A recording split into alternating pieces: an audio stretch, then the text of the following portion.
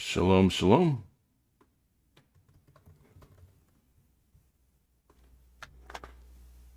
I'm going to talk about why the seven deadly sins are actually in Torah, but we're going to do it a little differently because they aren't the deadliest sins of Torah. That would be idolatry. And we are going to go into why these are Torah concepts. Sometimes we'll discuss things outside of Torah. I've only got 4 slides here ready. So we'll mostly be doing this freestylish.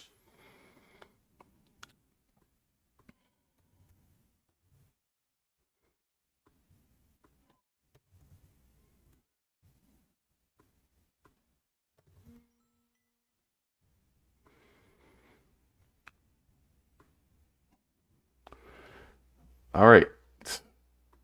The 7 deadly sins. Are they Torah concepts? Let's dig in. The list of 7 deadly sins is in itself not.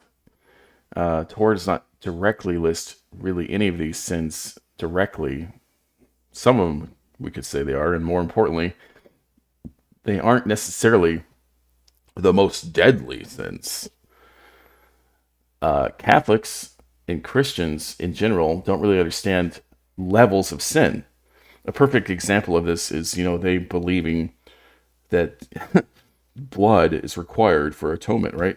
Leviticus 17:11. Not even knowing the context is about not consuming it. Like, don't consume blood because you need blood for the atonement. But also at a deeper level, like even if Leviticus 17:11 is saying that every time you sin you have to atone with it, and therefore I can take an armadillo and use that for the atonement of my soul. I mean, this is how ridiculous this argument is. Yes, the blood of a clean animal does atone for sin, but does it atone for all sin? No. It atones for unintentional sin. And that's like one of the levels, right? So you have intentional sin that you plan out, you plot out, and then you do it. And this is like David. David committed intentional sin. He deserved death. He committed adultery. He committed murder. He committed conspiracy to kill a man. And all of these should have led to his death because they were intentional, and there is no offering you can make for intentional sin. The second part of that is, the different levels of sin itself. Like, if you intentionally steal your neighbor's animal, the punishment is not the same as intentionally having adultery with your neighbor's wife.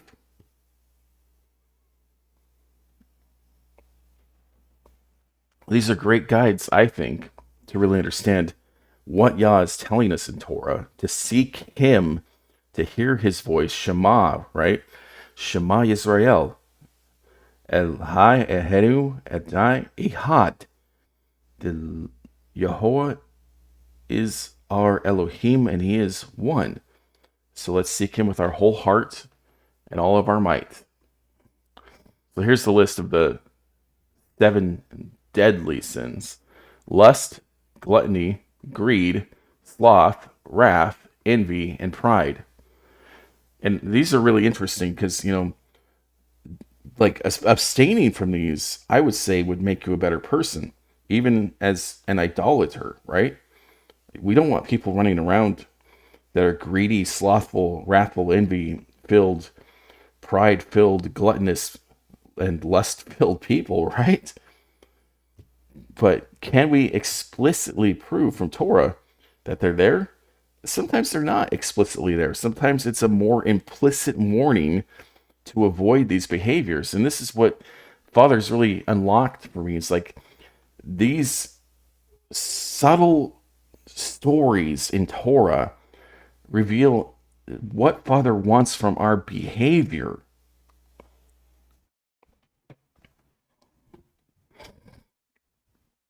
So I started here with lust. That's the only one I wrote out, but we'll get into the other ones too.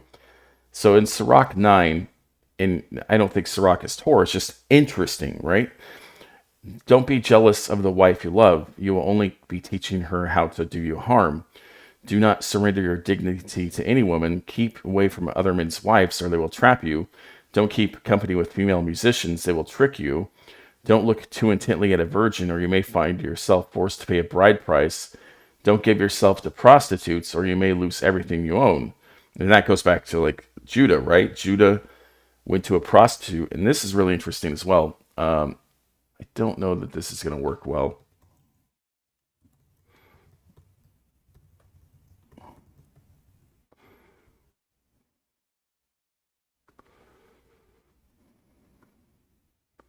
Yeah, so this is a perfect example. So this Muslim woman is completely covered head to toe.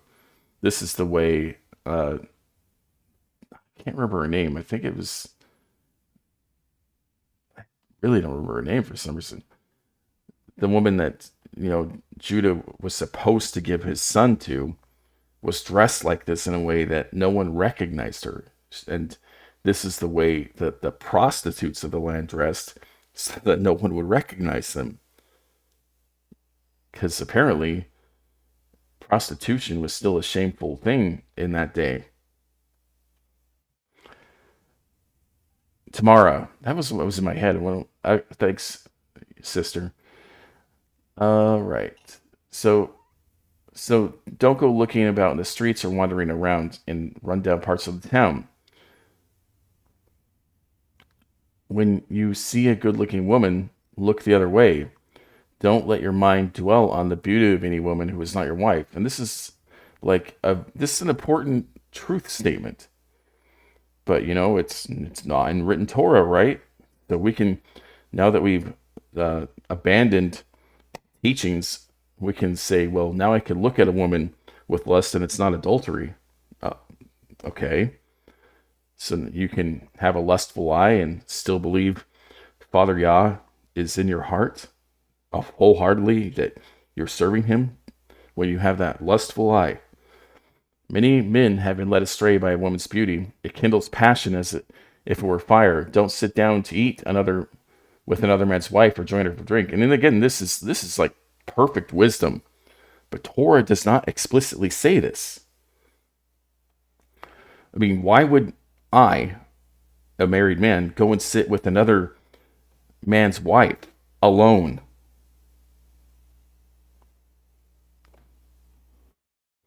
You may give in to temptation of her charms and be destroyed by your passion.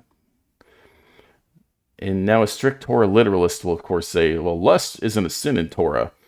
The author of Sirach sure thought it was worthy of guarding against.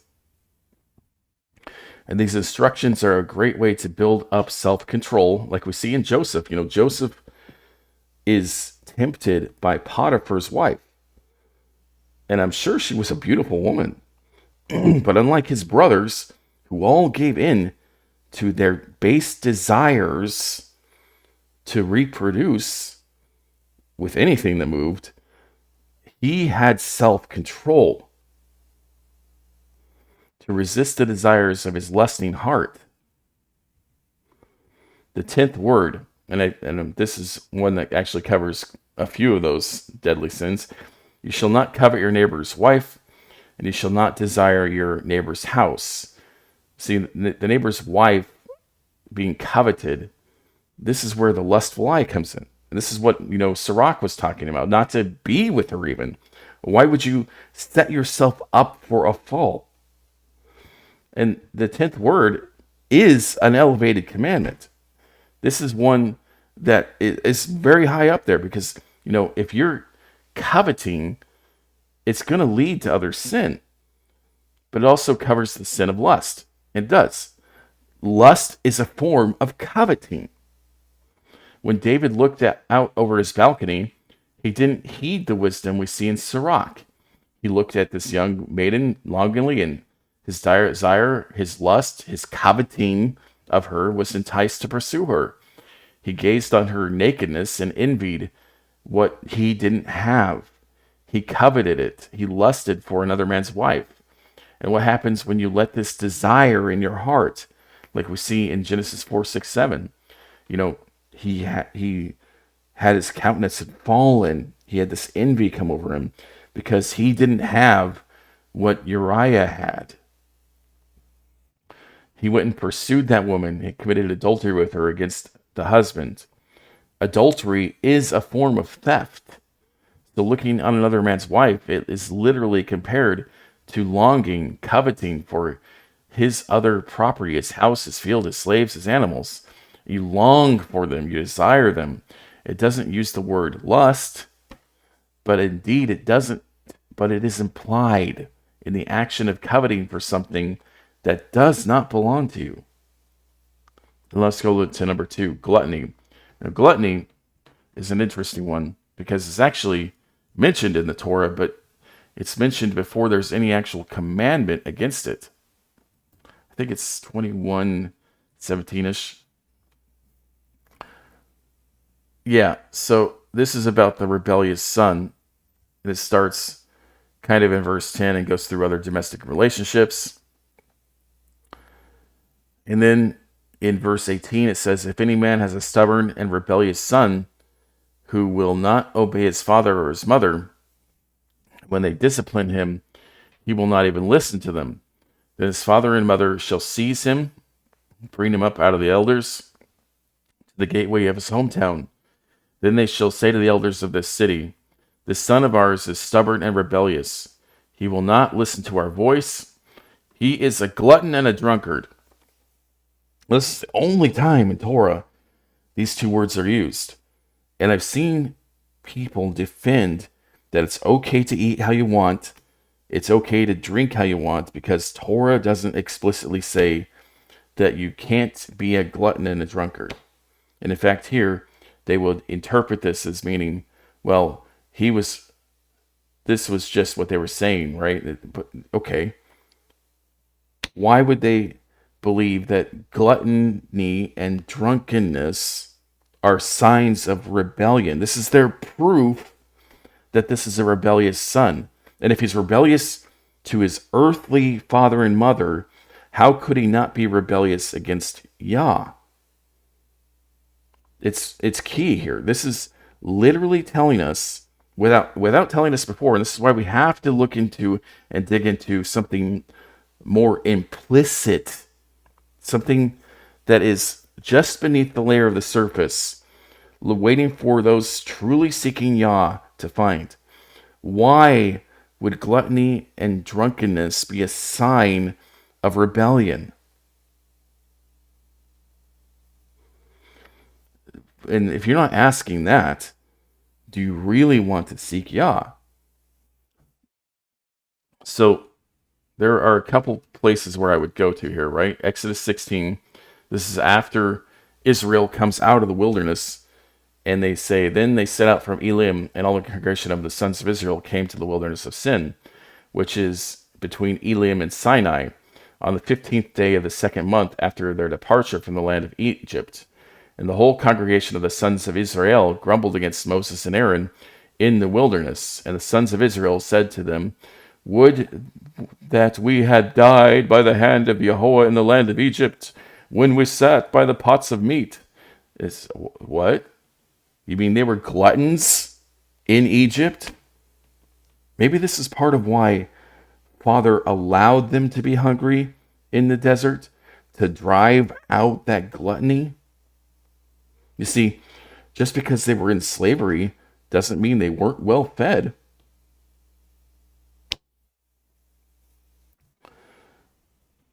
And then, of course, Numbers, what was that?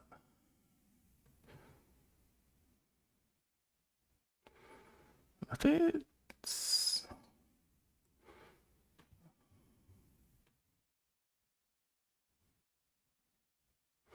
no, it's not that. It was, oh,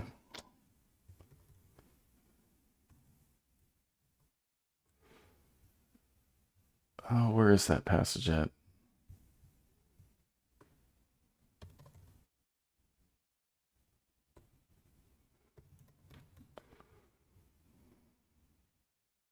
Numbers 11.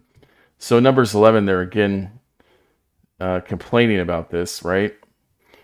And then it says, "You shall eat not 1 day, not 2 days, nor 5 days, not 10 days, nor 20 days, but a whole month until it comes out of your nostrils and becomes loathsome to you, because you have rejected Yahweh." I mean, again, are you hearing the voice of Yahweh as you read Torah? So here they are, again rebelling, saying, "I loathe this manna you give me." Yah forbid we actually ever say this, right? Here they're being provided for. Oh, but they're eating the same thing every day. They got to complain about it. Like, oh, don't do that. "You shall eat not 1 day, nor 2 days, nor 5 days, nor 10 days, nor 20 days, but a whole month until it comes out of your nostrils and becomes loathsome to you, because you have rejected Yahweh, who is among you, and have wept before him, saying, why did we ever come out of Egypt?" Again, saying the same thing, right? Why did we come out of Egypt where we could live in gluttony? So what Yah is doing is giving them over to their base desires. They wanted to live in gluttony. So, this is the warning as well to them. And if you hear this and you still say, "Well, I'm going to eat what I want anyways," because Torah doesn't explicitly say I can't eat to the beyond the full. I mean, yeah, it's not healthy, but I'll just die an early death and I won't be cursed. What are you saying? This is ridiculous. I mean, it literally tells you these people rejected Yahweh. They rejected him by their lust and appetite for having their belly filled to the brim. Let's look down a little further here about the quail. This is the fulfillment of this prophecy. "Now there went forth a wind from Yahweh, and it brought quail from the sea, and let them fall beside the camp, about a day's journey on this side and a day's journey on the other side, all around the camp, and about 2 cubits over the surface of the ground. And the people spent all day and all night and all the next day, and gathered the quail. He who gathered least gathered 10 homers, and they spread them out for themselves in their camp." So they had their gluttonous feast. They had ate and ate and ate. And it says, while the meat was still between their teeth, before it was chewed, the anger of Yahweh was kindled against the people, and Yahweh struck the people with a very severe plague. Yeah, their gluttony, their drunkenness, was a sign of rejecting Yahweh. It's a sign of rebellion. And if we want to look for an explicit command against gluttony and drunkenness, we're not going to find it. You're not. But it's pretty clear from the narrative of Torah what happens to this rebellious people when they pursue the desire to fill their belly. They are destroyed. I don't want to be destroyed by Yahweh for my rebellion. So I am trying to purge this Babylonian desire to have my belly filled all the time. I don't want that to be my God, that my belly is empty, so I need to fill it. All right, greed. I mean, again, like this is an overlap, right? I mean, look at how much quail they took. That it wasn't enough to take what they needed. They took beyond what they needed, so much that it says that the meat came out of their nostrils. That's how filled up they were. But also back in Exodus 16, right? These are all signs of greed. And they are receiving this manna from heaven, and they are again grumbling. This will happen when Yahweh gives you meat to eat in the evening and bread to the full in the morning. For Yahweh hears your grumblings, which you grumble against him. And what are we? Your grumblings are not against us, but against Yahweh. Then Moses said to Aaron, Say to all the congregation of the sons of Israel, come near before Yahweh, for he has heard your grumblings. Now it happened as Aaron spoke to the whole congregation of the sons of Israel, that they turned toward the wilderness, and behold, the glory of Yahweh appeared in the clouds. And Yahweh spoke to Moses, saying, I have heard the grumblings of the sons of Israel. Speak to them. At twilight you shall eat meat, and in the morning you shall be filled with bread, so that you shall know that I am Yahweh your Elohim. So it happened at the evening that the quails came up and covered the camp, and in the morning there was a layer of dew around the camp. Then the layer of dew evaporated, and behold, on the surface of the wilderness there was a fine flake-like thing, fine as the frost on the ground. And the sons of Israel saw it, and said to one another, what is it? For they did not know what it was. And Moses said to them, it is the bread which Yahweh has given to you to eat. This is what Yahweh has commanded. Gather it every man as much as he should eat. See, this is like the sign of a greedy heart. Do you gather more than you should eat? Or do you gather what can sustain you and your family? Trusting Yah. And another example of that is, they go out on the Sabbath being greedy for more and don't find any. And it also says that, some of them gathered too much, and in the next morning, all that they gathered extra, their surplus, when it wasn't for Sabbath, rotted. It became full of worms and foul. Another passage I'm looking for is leave.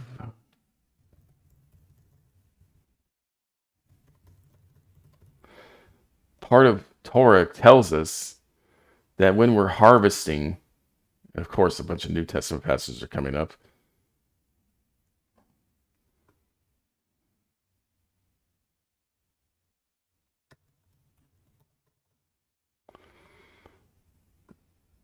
Leviticus 23. So when you reap the harvest of your land, do not reap all the way to the edges of your field, or gather the gleanings of your harvest. Leave them for the poor and the foreign resident. I am Yahweh your Elohim. This is another sign of greed. I would love to do this, but I don't have any poor people that come out here. And I'll have to figure out how I can actually obey this when I'm planting and harvesting, because I don't want to disobey. I don't want to have a greedy heart. And this is what this comes down to, people that over harvest, they're not doing the will of Yah. You're not trusting Yah for provision, right? And when you reap the harvest of your land, do not reap all the way to the edges of your field, or gather the gleanings of your harvest. Like, you're supposed to leave some behind and not being greedy for gain. And, this is also, helping the poor and the foreign resident. And why are these connected? Because, the orphan doesn't have an inheritance. The fatherless, the orphan, the same thing. The widow doesn't have an inheritance. The foreign resident doesn't have an inheritance. They don't have land. They don't have land rights. So it's telling you have to help the people that cannot grow their own food.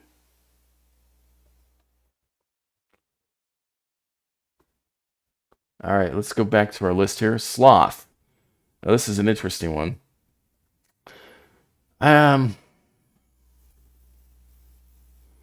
Try to think of something that would lead to this.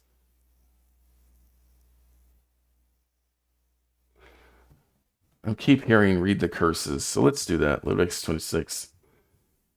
You shall not make for yourselves idols, nor shall you set up yourselves a graven image or a sacred pillar, nor shall you place a carved stone in your land to bow down to it, for I am Yahweh, your Elohim. You shall keep my Shabbats, fear my sanctuary, I am Yahweh. If you walk in my statutes and keep my commandments as to do them, then I shall give you rains in their seasons, so that the land will give forth its produce, and the trees of the field, and will give forth their fruits. Indeed, your threshing will last until grape gathering, and grape gathering will last until sowing time. and you will thus eat your food to the full and live securely in the land. I will also give you peace in the land so that you may lie down with no one making you trouble. I shall also eliminate wild beasts from the land, and no sword will pass through your land. But you will pursue your enemies, and they will fall before you by the sword. And 5 of you will pursue 100, 100 of you will pursue 10,000, and your enemies will fall before you by the sword. So I will turn toward you, make you fruitful, multiply you, and I will confirm a covenant with you. And you will eat the old supply and clear out the old because of the new. Moreover, I will make a dwelling among you, and my soul will not loathe you. I will also make you among you and be your Elohim, and you shall be my people. I am Yehovah your Elohim, who brought you out of the land of Egypt, so that you would not be their slaves. And I broke the bars of your yoke, and I made you walk erect. But if you do not obey me and do not do all these commandments, see, that's, I think, what Father wanted us to see, right? Do the commandments. What is doing? It's action. And this is so sad among like Christianity, and sadly many Torah keepers I'm seeing. It's less about action and more about head space, head knowledge. What do I know? Not what do I do? If you're not doing what is right, how can you say you love Yah and love His Torah? Love is action, right? And look at Exodus 20, verse 6. But showing love and kindness to the thousands, to those who love me and keep my commandments. In order to keep them, we have to do them. We can't be slothful. And this is even like the Sabbath, right? 6 days you shall labor, and 1 day you should rest. If we're slothful, we're not going to be laboring as we need to on those 6 days. And then on the 7th day, we're going to realize, like that parable of the cricket and the ant, that suddenly winter comes and we aren't prepared. Even though we've been given 6 days every week to prepare for the Sabbath.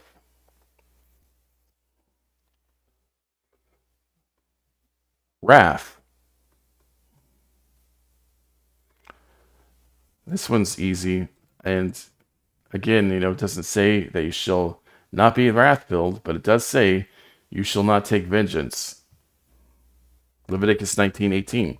You shall not take vengeance. You shall not be the author of wrath against your enemies. You shall not keep your anger against the sons of your people, but you shall love your neighbor as yourself. I am Yehovah. Envy, we've already covered. That's coveting. Pride. Now this is one that I know for sure there are going to be people that say it's not a sin to be prideful. It's not in Torah. Doesn't say that it's a sin to be filled with pride. Yeah, I know it doesn't say it directly. But we know that Israel, who was upset that Moses and Yehovah dragged them into the desert to be hungry, were filled with pride. Otherwise, they wouldn't have done this. Now Korah, the son of Ishar, the son of Kohath, the son of Levi, with Dathan and Abiram, and the sons of Eliab, on the sons of Peleth, the sons of Reuben, took others. And they rose up before Moses. See, no longer are these people being humble and following the one that, and this is so ridiculous. If we go back to like Exodus 20 again, not 29, Exodus 20. And we see after, they hear the 10 words, and while the people witnessed the thunder, the lightning, the sound of the ram's horn, and the mountain enveloped in smoke, they trembled and stood at a distance. Speak to us yourselves, and we will listen. See, and now we see them saying to Moses, elevating themselves after realizing they can't even stand to hear the voice of Yah. they say this to the man. They said, "You speak to us, and don't let Father Yah speak to us." What is that? That's pride.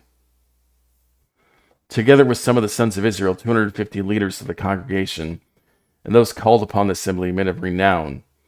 Then they assembled together against Moses and Aaron, and they said to them, "You have gone far enough, for all the congregation are kadosh, every one of them, and Yahweh is in their midst.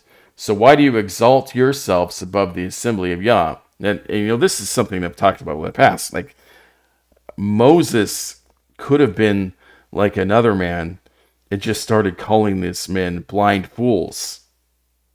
He could have said that, you're like a whitewashed tomb. You don't even know what you're talking about. I'm elevated by Yah himself. But what does he do? Moses heard this and fell on his face. This is why he is humble in front of Korah, so that Yah will elevate him.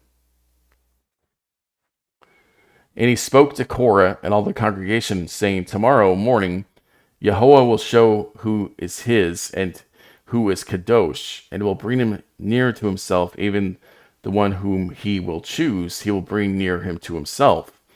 Do this, take the censers for yourselves, and Korah and all your congregation, put fire in them, and lay incense upon them in the presence of Yahweh tomorrow. And the man whom Yahweh chooses shall be the one who is kadosh. You have gone far enough, you sons of Levi." Then Moshe said to Korah, "Hear now, you sons of Levi. It is not enough for you that Elohim of Israel has separated you from the rest of the congregation of Israel to bring you near to himself, to perform the service of the tabernacle to Yahweh, to stand before the congregation to minister to them, and that he brought you near, Korah, and all your brothers, your sons of Levi, with you. And are you seeking for the priesthood also?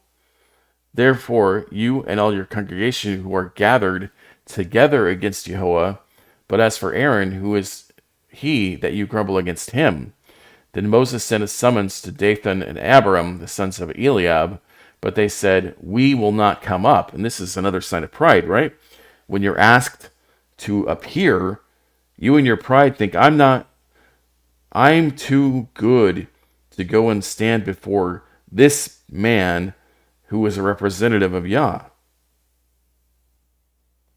It is not enough that you have brought us up out of the land flowing with milk and honey to put us to death in the wilderness, but who would also lord over us?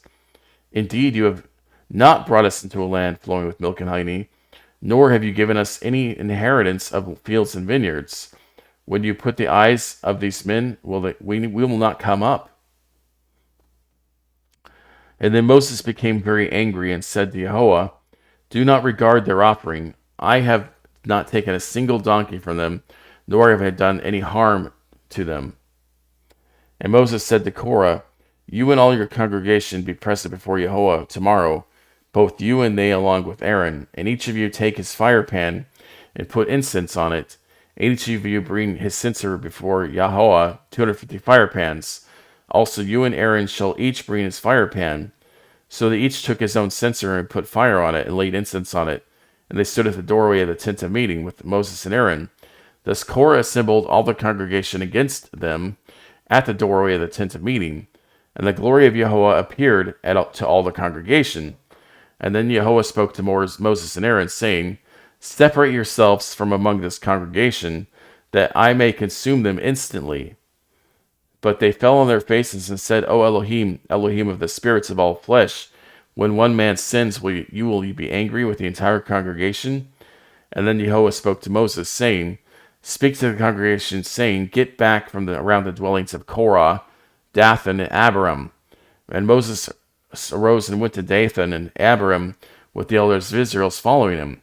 And he spoke to the congregation, saying, "Turn aside now from the tents of these wicked men, and touch nothing that belongs to them, lest you be swept away in all their sin." Again, this is implicit. There was nothing before this that said, if you go around a wicked man, you're going to end up dead. If you have a pride-filled heart, it's going to lead to your death. So they got back from around the dwellings of Korah, Dathan and Abiram, but Dathan and Abiram came out and stood at the door of their tents, along with their wives and their sons and their little ones. And Moses said, "By this you shall know that Yahweh has sent me to do all these deeds, for this is not from my heart. If these men die the death of all men, or if they suffer the fate of all men, then Yahweh has not sent me." That's frightening. There's so many people, they fall into this pride of knowledge, believing they know what's right. But if Yahweh creates an entirely new thing, and the ground opens its mouth and swallows them up, all of that is theirs, and they go down to Sheol alive, then you will know that these men have spurned Yahweh. And it happened that as he finished speaking all these words, the ground was under them split open, and the earth opened its mouth and swallowed them up, and their households and all the men who belonged to Korah with their possessions. So they and all that belonged to them went down to Sheol alive, and the earth closed over them, and they perished from the midst of the assembly. Then all Israel who were around them fled at their outcry, for they said, "Lest the earth swallow us up." Fire also came forth from Yahweh, and consumed the 250 men who were bringing near the incense. And then Yahweh spoke to Moses, saying, "Say to Eleazar, the son of Aaron the priest, that he shall take up the censers out of the midst of the blaze, and you scatter the burning coals abroad, for they are kadosh. As for the censers of these men who have sinned at the cost of their lives," and think about this, it literally is telling us from the voice of Yahweh that they sinned. If you were looking at explicitly for what Torah commandment did they break? What Torah commandment did they explicitly break? It says nothing about like anything I could think of. It was their pride. Their pride was what cost them their lives. Make them into hammered sheets for the plating of the altar, since they brought them near before Yahweh, and they are holy and kadosh, and they shall be for a sign to the sons of Israel. So Eleazar the priest took the bronze censers, which the men who were burned had brought near, and they hammered them out as a plating for the altar, as a memorial to the sons of Israel, that no outsider who is not the seed of Aaron should come near to burn incense before Yahweh. And this is what ultimately, right, the literal Torah here now. And I don't remember if it says this before or not. It might say that in Leviticus. But this sin started with their pride. Yeah, they are ungrateful, brother. Many people just want to be saved, to have salvation. They don't want to truly have a relationship with the Father. Yah is not near them. It's just about receiving rewards. So that's the 7 deadly sins, which sometimes they're deadly like pride. Sometimes they lead to other sin like coveting. But, these ideas are clearly present in the Torah as well. They are sometimes not explicit, like gluttony. It doesn't say that, it's a crime from Torah to overeat, to make yourself full. But the narrative of Israel overeating, leading to their death, clearly shows the Father doesn't want you to be a glutton. He doesn't want your belly to become an idol. Yah be glorified. I hope all of you enjoy your day of preparation.